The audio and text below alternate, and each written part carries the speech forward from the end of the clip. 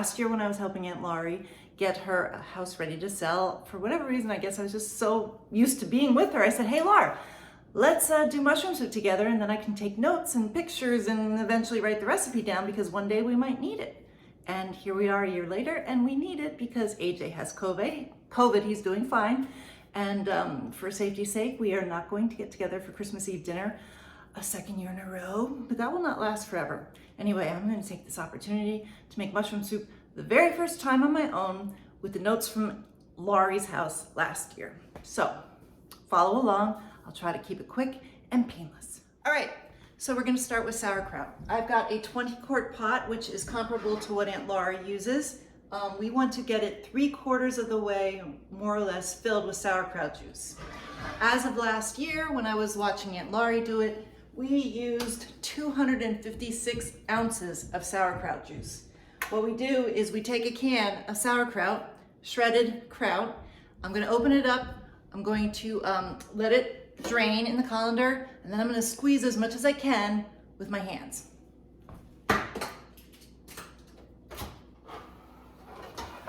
For reference purposes, I am starting out with a 27-ounce can of sauerkraut. I will drain it and then squeeze it and then measure it, and then you'll know how many ounces I got from this one 27-ounce can of shredded sauerkraut. So, in we go. By the way, if you have cuts on your hands, this is not going to feel too good.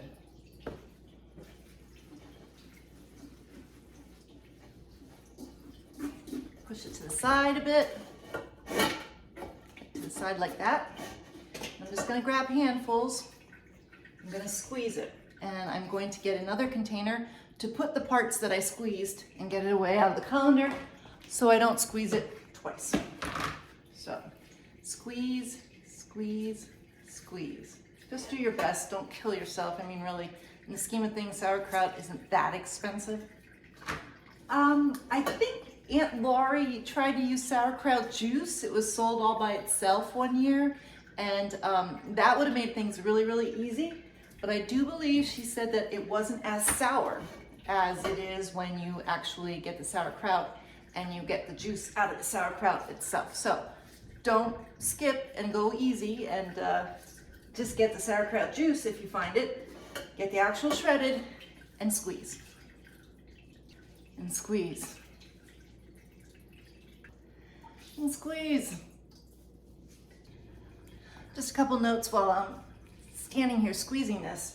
Number one, we're Slovak, so we're always trying to cut pennies, I guess you could say. So if you don't want to squeeze, then just buy a bunch of cans of sauerkraut and just let it drain. Then you don't have to squeeze. Or figure out a way to have it pressed. There's got to be some sort of press out there. I haven't like made this soup consistently. Otherwise, I probably would have investigated how could I press this in an easier fashion. Also, another thing to note is you probably are like, I don't want to throw out all this sauerkraut, it's such a waste. Well, number one, it's just a cabbage head, or a few of them, okay? In the scheme of things, you probably use more toilet paper, or I should say waste toilet paper in a year compared to the cost of the sauerkraut that you're actually going to throw away. Why don't we use the sauerkraut in like a pork roast recipe? Because the juice is out, and we've tried that, and it's just not as tasty. So don't worry about it. Just throw out the sauerkraut. It's no big deal. It all gets recycled into the earth anyway. Just had carpal tunnel surgery. This might be a little painful. Maybe I should take some ibuprofen. You may be able to squeeze a little more and a little stronger. Like I said, I had that carpal tunnel surgery, and I just can't kill myself over this because I've got more squeezing to do. So I squeezed the sauerkraut from that 21-ounce can that I showed you. I'm going to measure how much juice we got from that. We got 2 cups of juice from that sauerkraut can, that 27-ounce shredded sauerkraut. We've got 2 cups of juice, which is equal to 16 ounces of sauerkraut juice. As I said, we need 256 ounces to get this pot to where we were last year with Aunt Laurie. So do the math and have fun squeezing. Last year we used 104 ounces of mushrooms cut up, including the stems and the caps. First off, I'm going to use this cutting board that Uncle Jerry made during the pandemic. Pretty cool. He used different types of woods. Put it together, glued it, routed the corners, and he put on a, I don't know what they call it, but it's an oil or a finish on it that's good for food. So just saying. Uncle Jerry's board. This is 24-ounce package of mushroom, and like I said, we needed 104 ounces of mushrooms last year. So this is the size of it, and I'm gonna take them out. And I don't bother cleaning mushrooms at all. If they look pretty clean like these do, I don't worry about it. So I always take off the stem if I can, pull it off, and I'm gonna chop it. I'm not gonna do a close-up, it just takes too long, but I'm gonna chop right here, and then I will show you what the size of the pieces look like. So I'm just gonna go long ways, and then I'm gonna go cross diagonal to what they were.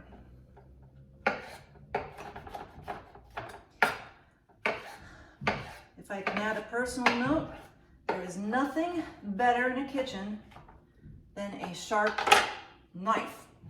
It makes things a lot easier. Okay, so this is the size of your mushrooms.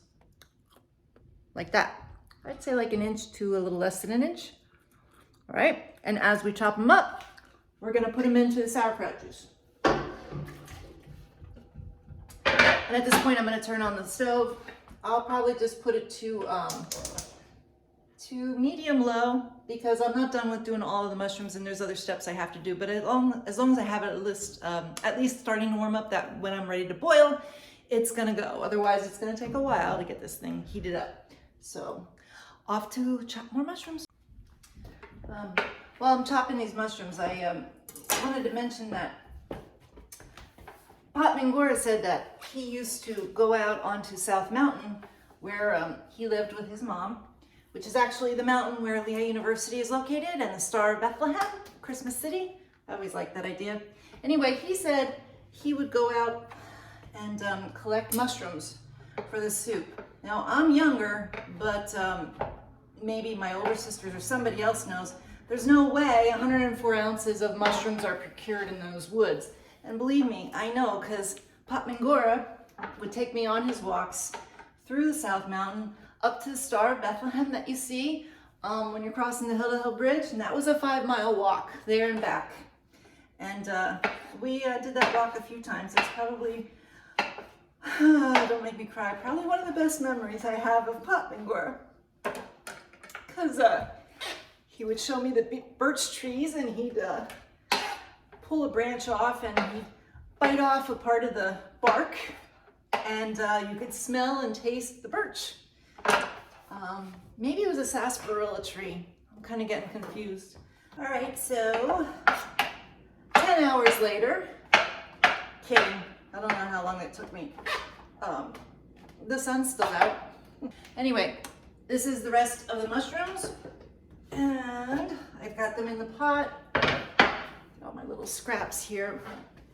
I don't know if you can see. I'm gonna check that you can see. There we go. We got a lot of mushrooms, but remember, mushrooms boil down. I'm gonna let everything heat on up so that those can boil down. I'm gonna go get myself my lid, which is over there, put it on, and I'm going to go to the onions next. We want to chop up 3 pounds of onions. This is a 3-pound bag, just to give you an idea of how much you need. We're gonna chop it up. There's a lot of cleaning of these onions, so just a little handy hint, if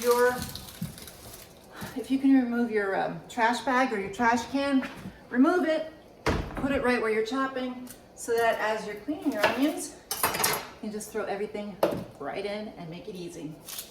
All right, so we're gonna chop these, not too fine, because here's the deal. We're not actually gonna put these onions in the soup. We are going to saute them on the stove with butter. I'll let you know how much butter to use when we get to that point.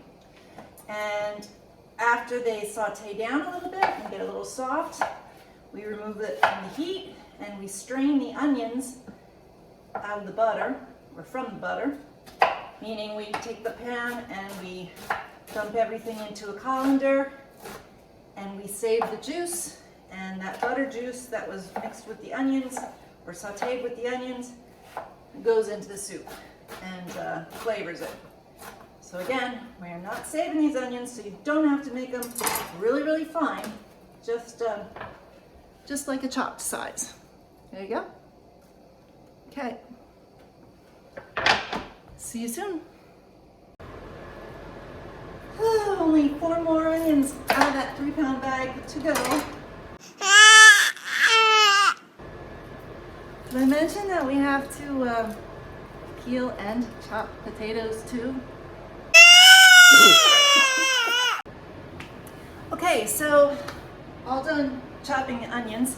And by the way, if I didn't have my contacts in, I'd really be crying right now, but it keeps me, the contacts protect my eyes. But if you were doing all those and you didn't have contacts in, trust me, you would be crying right now.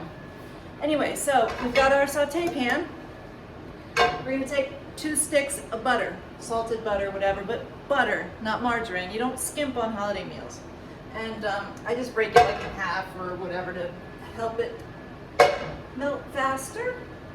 I'm going to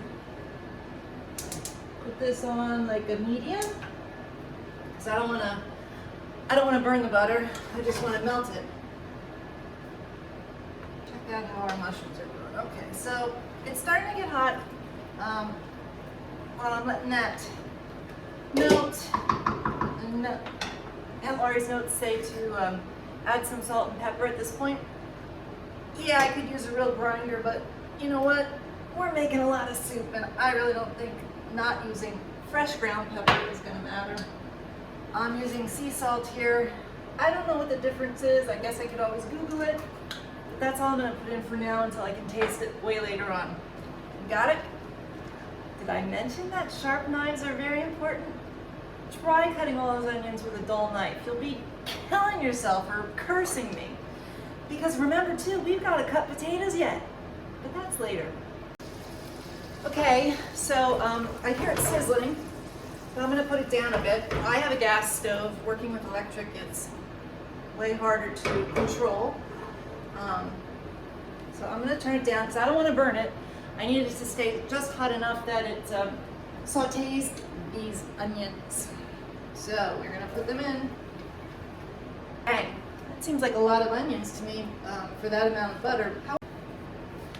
Okay, so I remembered I had pictures last year from when I was working with Aunt Laurie, and I knew this didn't look right. At the end of the day, it turns out I believe we are going to do 2 pounds of onions to 1 pound of unsalted butter. Soup is starting to boil. Ooh, it is boiling. So what I want to do is knock it back to, well, I'm going to go medium based on my stove. I just want it to simmer, which means make bubbles, but don't boil, boil, boil. You want to see some action in there, simmering. So I did that. Now, all right, now we've got it going here. This is looking more like the picture of Aunt Laurie's. And the butter's still melting. It's almost all the way melting, and I've got it. I'm bringing this to a simmer. I'm going to set my timer for, I'm going to go 7 minutes. I'm going to compromise with myself. That feels good.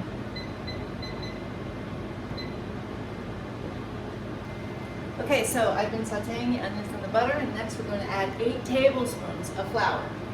And if you've ever made a roux or a gravy, you know that a lot of times the base is flour mixed with butter. And it gets thick, so that when you add other liquid to it, you can make a gravy. So this is actually going to be giving body to the soup by adding this flour. So it's not just like a really liquidy broth. So here we go.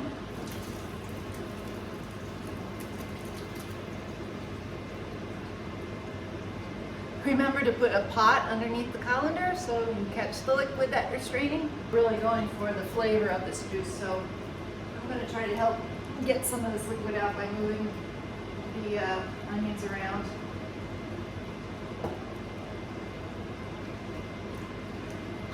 I could give my face a steam facial.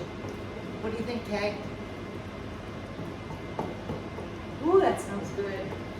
butter and onions. Also, there's the stonky noodles that we eat with the soup. I typically make them. I didn't make a video of that because I didn't even know I was making a video of the soup. Because I didn't know I was making the soup. But anyway, basically, stonky are the noodles that we eat with the soup, and it's basically just an egg noodle recipe. It's typically just flour, water, and salt, and eggs. And you can look that up on the internet and get yourself a recipe. It's easy enough. And then I make the doughs, and I grate it.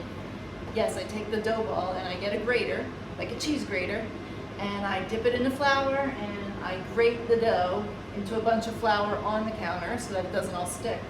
And I just do that, and then I boil those little pieces. All right, so I'm taking the strained liquid, bringing it over to my pot of boiling mushrooms. I'm just gonna add it in. Okay, and I'm gonna bring that up to a boil again, hoping that the flour thickens it up a bit, and then we'll taste it a little bit. See what it tastes like. All right, let's try it. I didn't add the potatoes yet. They're really not the star of the show.